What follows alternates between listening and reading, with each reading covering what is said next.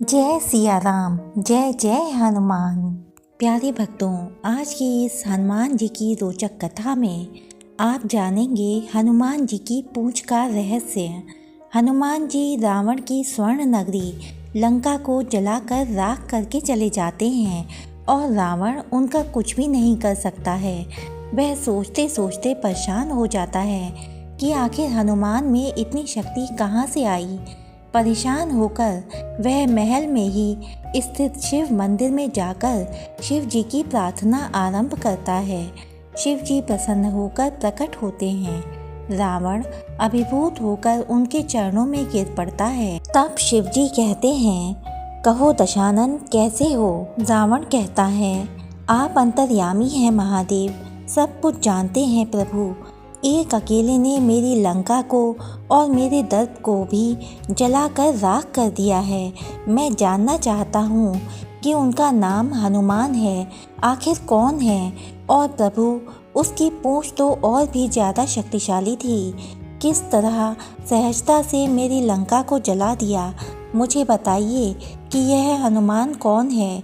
शिव जी मुस्कुराते हुए रावण की बात सुनते रहते हैं और फिर बताते हैं कि रावण, यह हनुमान और कोई नहीं, मेरा ही रुद्रावतार है।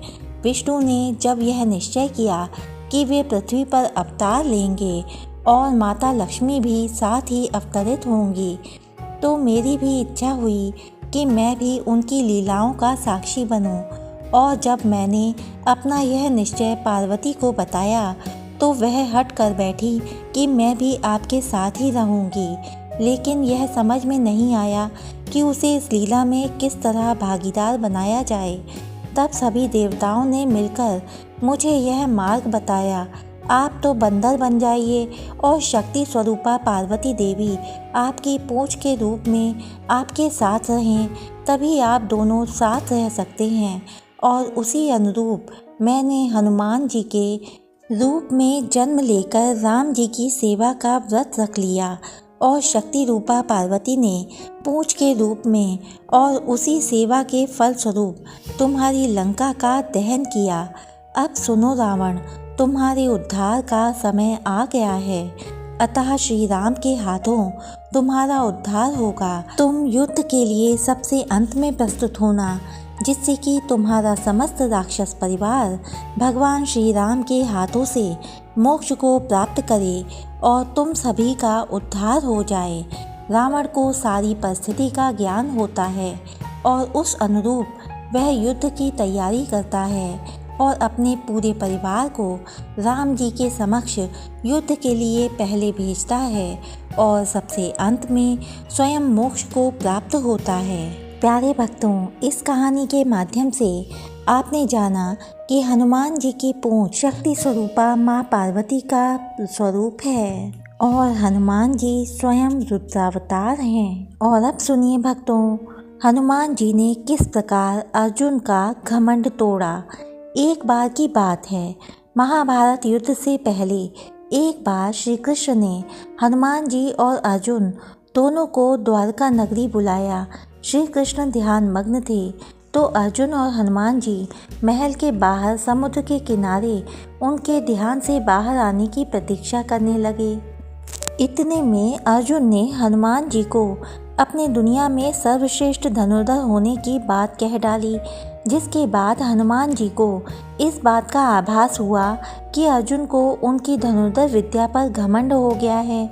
अर्जुन ने प्रभु श्री राम का उपहास उड़ाते हुए ये तक कह दिया कि यही उनकी ताकत है कि वह छोटे छोटे भालुओं से पुल बनवा रहे हैं। अगर इतने ही ताकतवर हैं तो उन्होंने बाण से पुल क्यों नहीं बना दिया? हनुमान जी ने कहा, क्या तुम बाण का पुल बना सकते हो? हाँ, बिल्कुल बना सकता हूँ, अर्जुन ने कहा। हनुमान जी ने कहा, देख लो, लेकिन ध्यान रखना, जो पुल भगवान ने बनाया था वह बहुत शक्तिशाली था। उस पर उनकी पूरी वानर सेना लंका पार कर गई थी। तुम्हारे बनाए पुल से उनका एक वानर ही निकल जाए तो हम तुमको शक्तिशाली मान लेंगे। अर्जुन बोले, हाँ, बिल्कुल बना लूँगा। हनुमान जी ने कहा, अगर पुल टूट गया तो अर्जुन बोले, नहीं, नहीं टूटेगा। अगर मेरा बनाया पुल टूट गया तो मैं अपने आप को आग में भस्म कर लूँगा। क्षत्रिय हूँ, वादा करता हूँ। अर्जुन ने बाण की वर्षा की और एक शक्तिशाली पुल का निर्माण कर दिया। अर्जुन बोले, पुल तैयार है। हनुमान जी बोले, राम जी का वानर भी तैयार है। हनुमान जी ने अपना विशाल रूप दिखाया।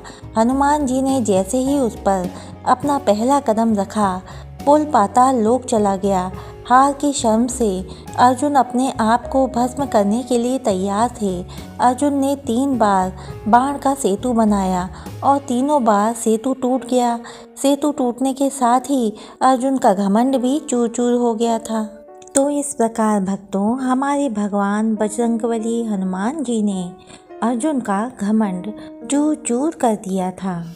प्यारे भक्तों, अब तक की कथाएं सुनने के लिए आपका बहुत बहुत धन्यवाद। इससे आगे की कथाएं सुनने के लिए हमारे चैनल को सब्सक्राइब कीजिए, वीडियो को लाइक कीजिए और ज़्यादा से ज़्यादा ऐसे लोगों में ये वीडियो शेयर कीजिए जो इस तरह की धार्मिक कथाएं सुनना पसंद करते हैं। जय श्री राम, जय जय हनुमान।